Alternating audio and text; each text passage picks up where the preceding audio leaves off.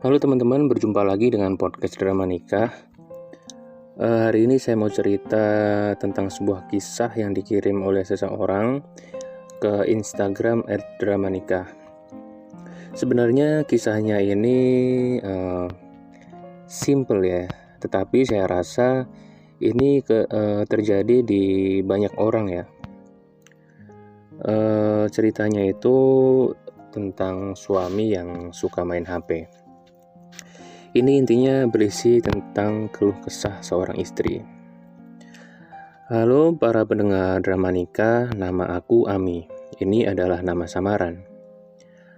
Aku tinggal di sebuah desa kecil di kota Sukabumi. Ini saya samarkan juga ya. Aku menikah di angka usia 16 tahun kala itu. Itu memang keinginanku, menikah di usia muda, karena waktu itu aku berpikir kalau menikah itu pasti menyenangkan. Kita bisa selalu bersama, kita bisa pergi kemana-mana dengan orang yang kita cintai. Dan aku yakin pasti nanti aku dinafkahi secara lahir batin. Itu yakin banget. Tetapi sayang seribu sayang. Ternyata bagiku ini hanya ada di dalam cerita dongeng saja. Nyatanya, ternyata menikah itu rumit, di mana harus menyatukan dua hati, dua isi kepala, dan dua ego yang berbeda. Belum lagi, kalau mertua terlalu kolot dan selalu ikut campur urusan rumah tangga, pasti setiap masalah rumah tangga kami malah semakin runyam.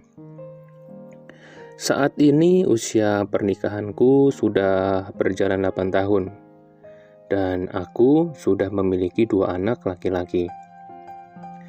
Menurutku angka itu sebenarnya masih terlalu sedikitlah untuk mengenal pasanganku. Karena kami ini sering sekali selisih pendapat dan saling mementingkan ego masing-masing, dan itu selalu terjadi setiap hari. Suami yang romantis dan pengertian adalah hal yang paling sederhana aku inginkan. Namun, itu semua berbanding terbalik. Lelaki yang dulu aku cinta dengan tulus, sekarang dia ini jadi cuek dan acuh. Bahkan pernah aku sakit ya. Dia ini benar-benar tidak peduli. Seperti malam kemarin. Malam kemarin kepalaku sakit banget, benar-benar pusing. Aku meminta dia untuk jaga anak-anak sebentar. Jaga sebentar ya anak-anak, Pak. Karena anak-anak malah main air di atas kasur sampai semuanya basah kuyup. Tetapi suamiku ini benar-benar tidak peduli, hanya diam. Di situ aku sangat sedih. Kemudian aku ganti baju anak-anakku yang sudah basah. Waktu itu aku mengganti baju anak-anak sambil menangis dan suami malah bilang, "Lebay banget loh, gitu aja nangis." Zaman yang serba canggih ini, dia lebih sering bermain dengan HP dibanding ngobrol dengan aku, membicarakan hal-hal yang penting seperti masa depan anak dan masa depan rumah tangga ini. Dia ini sebenarnya bukan kecanduan game ya, bukan chatting. Tetapi dia ini senang sekali nonton YouTube, nonton animasi, nonton spoiler film. Ya seperti itulah. Sering banget ya aku cemburu dengan HP-nya. Dia ini kemana pergi selalu bawa HP. Mau keluar, mau ke toilet, mau sedang rokok di luar, bahkan bangun tidur yang dicari pertama kali, ya HP-nya. Ketika bekerja pun dia tak luput sambil menggenggam HP-nya. Sampai ketika sedang tidur, dia ini main HP. kayak gitu dia. Sebenarnya tidak lelah ya aku menasehati dia agar tidak terlalu fokus dengan HP-nya. Tetapi dia ini benar-benar tidak mengindahkan sedikit pun. Seringkali dia bahkan lupa dengan ibadahnya gara-gara main HP. Nah, ketika aku semakin sering mengingatkan, maka aku akan semakin tertusuk oleh pukulan-pukulan jawaban dia yang dilontarkan, dan pertengkaran pun akhirnya terjadi. Jujur, lelah dan marah itu pasti. Sebisa mungkin aku mencoba lagi, mengalah dan menerima. Pernah suatu ketika aku berada di ujung putus asa.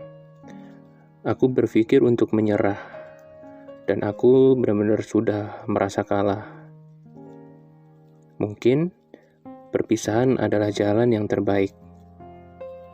Tetapi ketika mau berbicara dengan dia, tiba-tiba lidah ini keluh, tidak bisa mengeluarkan sepatah kata apapun. Hati yang rapuh karena memendam semua rasa sakit semakin melilit, tidak tahu kapan ini berakhir. Aku sendiri hanya berpasrah ke Ilahi agar bisa menerima takdir ini. Haruskah aku bertahan dalam kursi pesakitan ini, ataukah aku harus menyerah, melepaskan seseorang yang selalu menyakiti, dan aku bisa melanjutkan merenda mimpi-mimpi yang sempat terhenti. Penyesalan hanyalah tinggal penyesalan, nasi sudah menjadi bubur. Tak mungkin aku untuk mundur, karena jujur saja membangun hubungan dengan orang yang baru itu sulit. Ya udah, aku jalani hidup ini sebagai hukuman untuk anak yang pembangkang seperti aku. Karena pada dasarnya hubungan ini tidak dapat restu dari orang tuaku.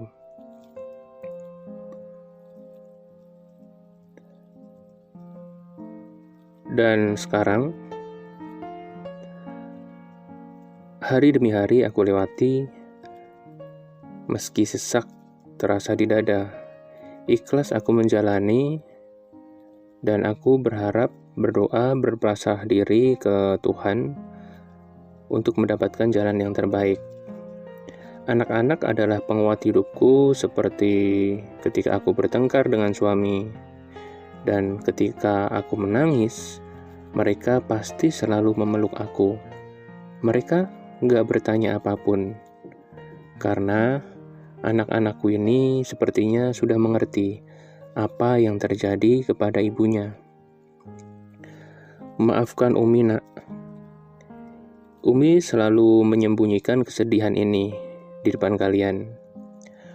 Umi harap kelak kalian jadi lelaki yang berwibawa, tanggung jawab, dan menjadi imam yang baik bagi keluarga kamu.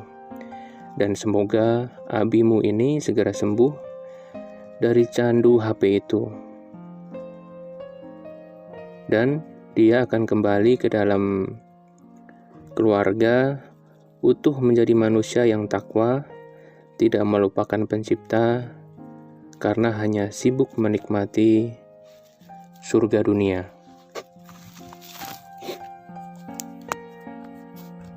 Terima kasih.